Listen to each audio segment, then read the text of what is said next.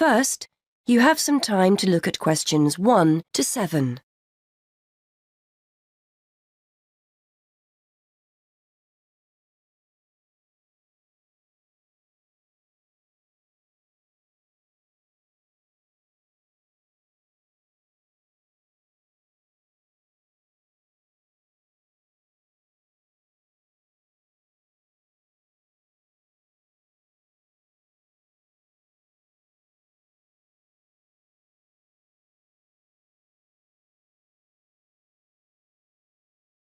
Now we shall begin. You should answer the questions as you listen, because you will not hear the recording a second time. Listen carefully.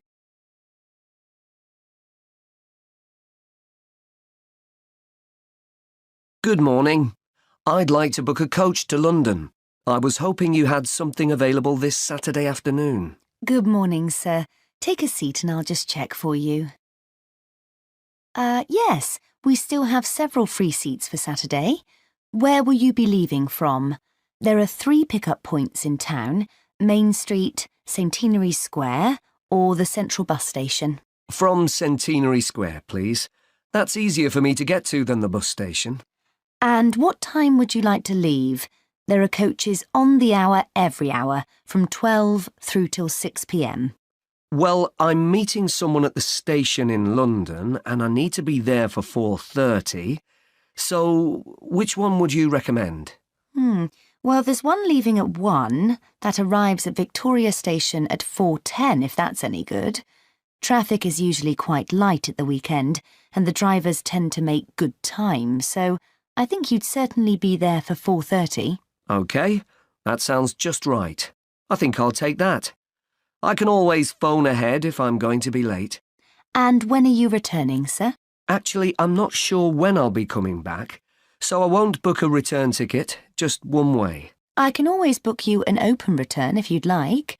You can use this at any time within the next month, as long as you contact us first to reserve a seat. Well, there's a chance I might be getting a lift back, you see, so I'll just pay for one way.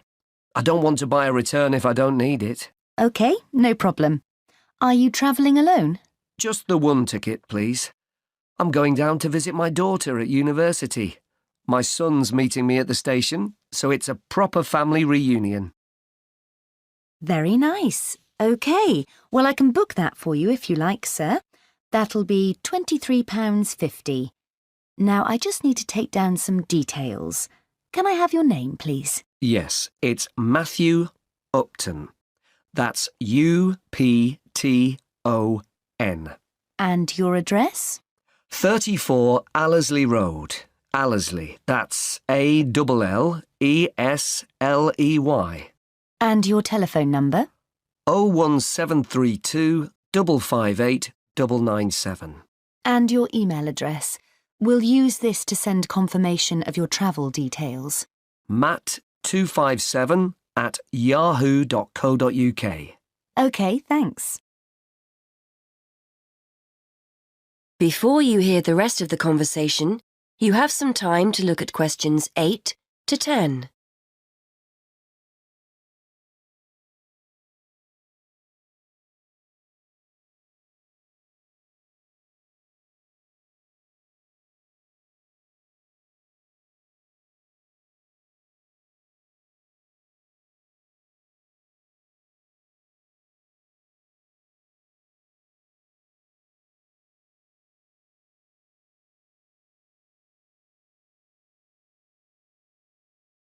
Now listen and answer questions 8 to 10. Before I forget, I'll be taking a little luggage. Is there a set luggage allowance? We offer a very good luggage allowance. You can take 2 suitcases as long as they're no more than 20 kilos each. That's 40 kilos in total, and 1 small item of hand luggage on the coach. Most people find that more than adequate. Any additional items carry an extra charge of £10 for each bag. I certainly won't be taking that much, so I should be OK. I was worried I might be taking too much. Would you like travel insurance included with your ticket? It's an additional £2. No, I don't think so. No problem. It's not compulsory. OK, how will you be paying? Actually, I've been having trouble with my debit card today, and I've left my checkbook at home, so I'd better pay in cash. You'll give me a receipt, won't you? Certainly, and we'll send confirmation to your email address as well. So that's £23.50, sir. If you just wait a minute, I'll print you off a receipt.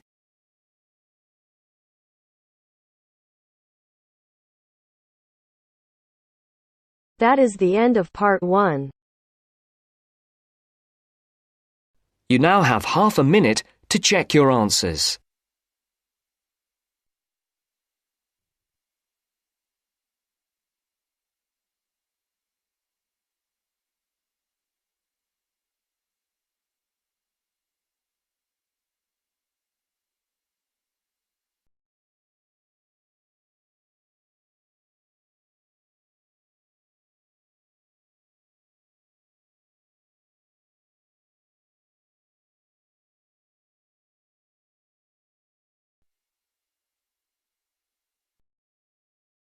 Now turns to part 2.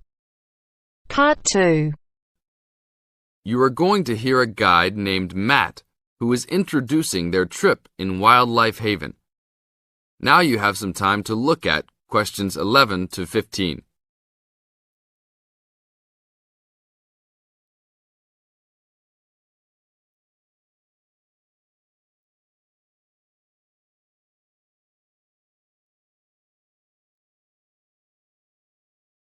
Now listen to the first part of the introduction carefully and answer questions 11 to 15. Well, good morning, everybody. My name's Matt, and I'm one of the 3 guides here at Wildlife Haven. Our job is to make sure that you all have a great time here with us and go home feeling happy and relaxed. As you can see, we're away from the city in a remote area between a national park and the sea. To encourage you to relax, there are no radios or TVs, and the only phones and newspapers are in the office. So, if peace and quiet is what you've come for, this is the place to be. From your cabin on the hill, you'll find you have the national park behind you, and you can look out from the sea from your front balcony. Your luggage will be unloaded from the bus and taken to your rooms in a few minutes. Once you have picked up your key at reception, please locate your room and check that all your luggage has arrived. The daily program here at Wildlife Haven is flexible and only as demanding as you want it to be. You should each have a brochure setting out the facilities and various walking tracks you can take. And on the bus, you are given a green sheet setting out a number of group tours in the coming week. If you want to join any tour, just write your name and room number on the relevant sheet along the wall here. Tomorrow, there is a beachcombers and rock hoppers tour exploring marine life in the rock pools along the beach. Or, if you'd prefer to go inland, there's a guided forest walk that takes you off the walking tracks. If you want to catch some lunch, you could join the beach fishing expedition. And at night, you'll see there is a moonlight forest walk that leaves each night at 7 p.m. So there is plenty to choose from at Wildlife Haven, and of course, that includes just sitting on your balcony watching the waves roll in. But I would recommend my favorite tour, the Waterfall Walk. This departs at sundown each day and also provides the opportunity to have a moonlight swim. Now you have some time to look at questions 16 to 20.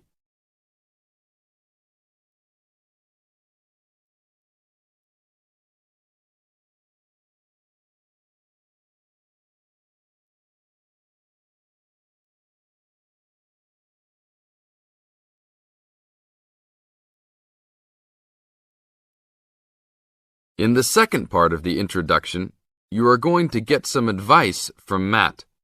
Listen carefully and answer questions 16 to 20. You've chosen to visit us in January, which is one of our hotter months. And although you may be tempted to wear a minimum of clothing, you should always take precautions against injury, particularly in the national park. This includes sensible footwear. You'd be surprised how many of our guests ignore this advice and end up being sorry. And socks are a good idea too. And even though you might be under trees a lot of the time, it's a good idea to wear a hat in this hot climate. There's no need to be too concerned about walking in the national park, provided you use common sense. It's true that there are poisonous spiders in the park, but they are really more frightened of you than you are likely to be of them. I should also warn you against eating any wild berries.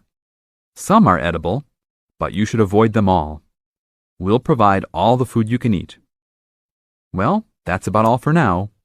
Dinner is from 6 to 8 p.m. in this building.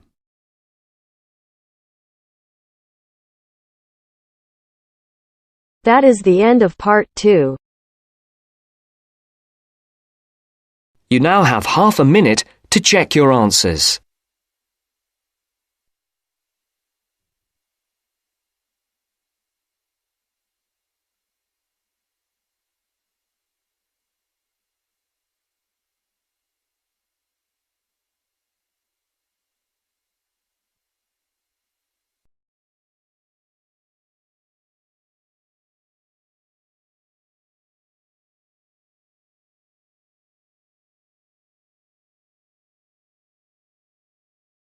Now turns to part 3.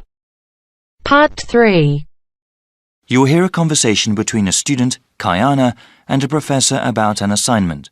First, you have some time to look at questions 21 to 27.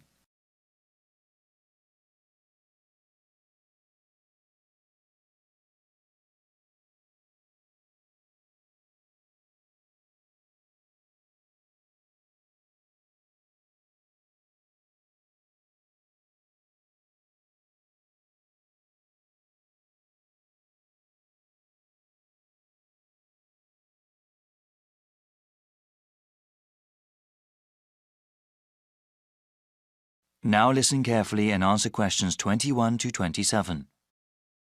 Hi, Dr. Reed. Are you busy right now? Do you mind if I come in for a second? Hey, Kiana. No, I don't mind at all. Thanks. I just wanted to say that I'm enjoying your urban studies course and that I'm having some trouble with the first assignment. Okay, no problem. What do you want to ask? This is my first time writing a paper of this length. All right. What sort of trouble are you running into? Well, writing more than 10 pages is actually turning out to be quite a task. I've been rereading some of the material, and I'm just not sure how to approach the assignment. Yes, it takes some time to get used to academic writing assignments. More time than I expected, really. I also want to do a really good job on the assignment. I don't want to put a half-hearted effort into it. I'm glad to hear that. I'll say that these assignments get easier to manage as time goes on. That's a small relief. I mean, it gets easier to plan the assignment and to organize one's time, but it still takes hard work and a sincere effort to produce a good piece of academic writing. My role is to guide you to the readings I think are the most relevant and to give you tips on managing your time. Okay, could we talk about the readings then? Sure, we can go over them. I guess I want to ask about the Coal House text first. It seems like a pretty interesting book. But sometimes a bit over the top, no? I would recommend reading just the first part of the book. It's the most relevant to the assignment that I gave you. The rest of the text goes on about a topic we will cover later in the semester. All right, I'll just read the intro then. As for the Peely article, oh, did you read that one? Yes, I accessed it online and then printed it out. Okay. I would recommend you review that again. Also, remember what I said about the Liebskid article? I think you told the class to focus on the research methods, right? Yes. She approaches the problem in an innovative way. Let's see. For the Gary article, I think you should... Let me see. I think it would be best for you to read just the conclusion. Just the conclusion. I see. Yes, I would ask you to read the whole thing, but this way would be more efficient. Speaking of which, you should not bother reading the Wolfson article. Yeah, it didn't seem particularly relevant to the topic. Let's see. Any other reading you wanted to talk about? Let me see. Yes, the Cudler article. What do you think of that one? Ah, yes. How could I forget? That one is pretty central to the topic. I really think you must go over it again. Before you hear the rest of the conversation, you have some time to look at questions 28 to 30.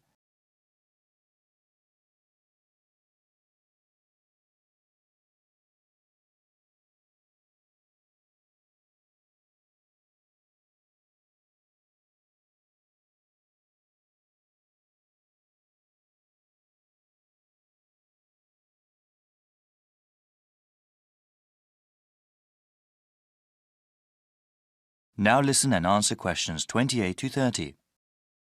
All right. Is there anything else you wanted to ask about? Yes, I wanted to ask about the line graph that you provided. It seems that the legend identifying the different parts is not there. Ah, it must not have been photocopied correctly. Here, let me explain them. They all represent percentages of the population in Manassas, okay? Line 1 here at the top is the percentage of people who were born in a foreign country. Born outside the country. Okay, and this one? The next line down, line 2 refers to the percentage of people with citizenship. All right, got it. Those making a middle-class wage are represented by the fifth line down. Okay, middle-class wage earners. And the line number 4? That is the percentage of people with a college education or higher. All right, and the one in the middle? That one is the percentage of population who are married and have children. Got it. Thank you so much, Dr. Reed. I really appreciate your help.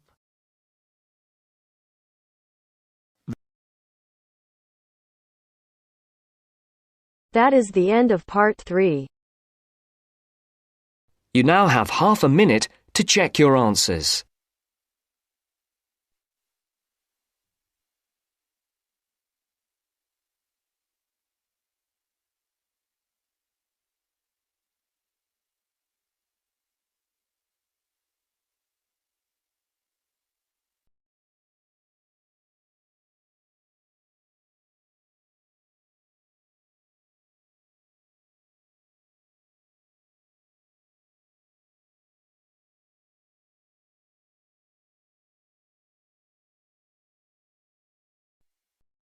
Now turns to part 4.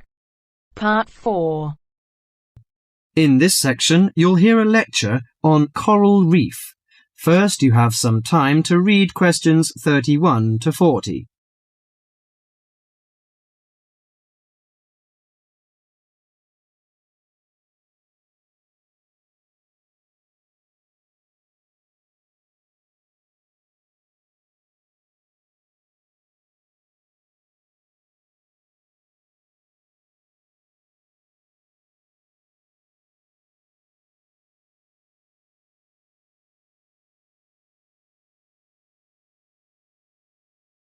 Now listen carefully to the lecture and answer questions 31 to 40.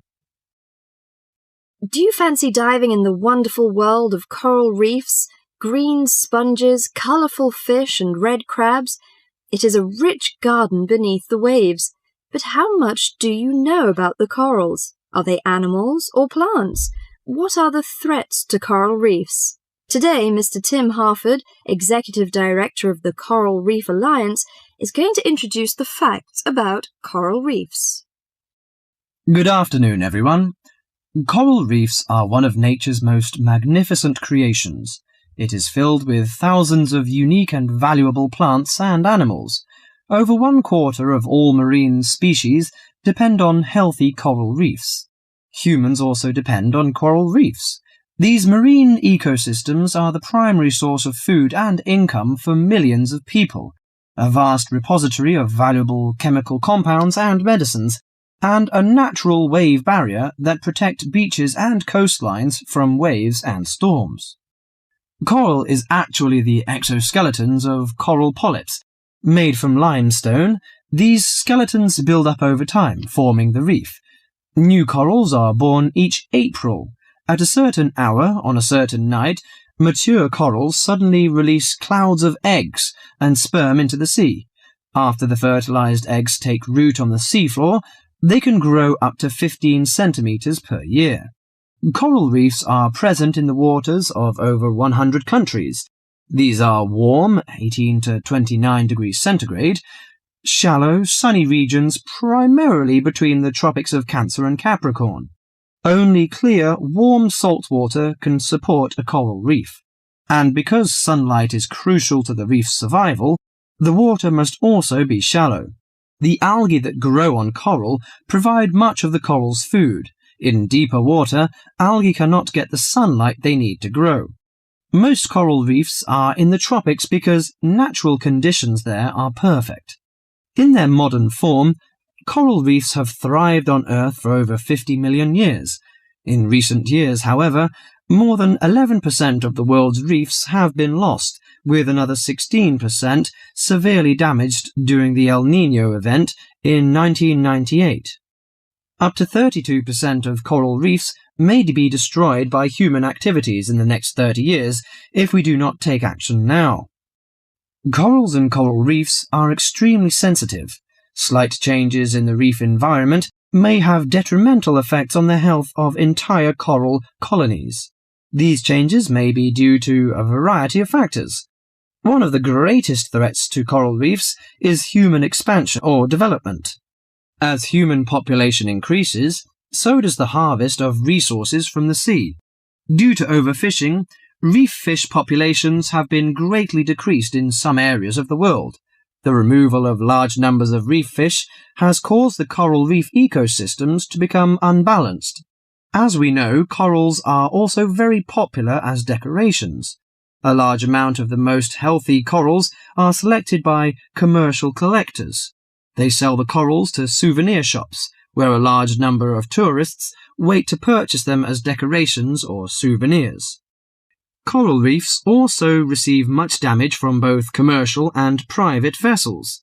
The leakage of fuels into the water and the occurrence of spills by large tankers are extremely damaging to local corals. Although much of the coral reef's degradation is directly blamed on human impact, there are several natural disturbances which cause significant damage to coral reefs. The most recognized of these events are hurricanes or typhoons, which bring powerful waves to the tropics. These storm waves cause large corals to break apart and scatter fragments about the reefs. Home to a diverse community of creatures, coral reefs are underwater treasure chests of colour and activity. Predators and prey swim and crawl among the coral in nature's never-ending dance of life and death. This lively, fascinating world beneath the waves is just waiting to be explored. That is the end of part 4. You now have half a minute to check your answers.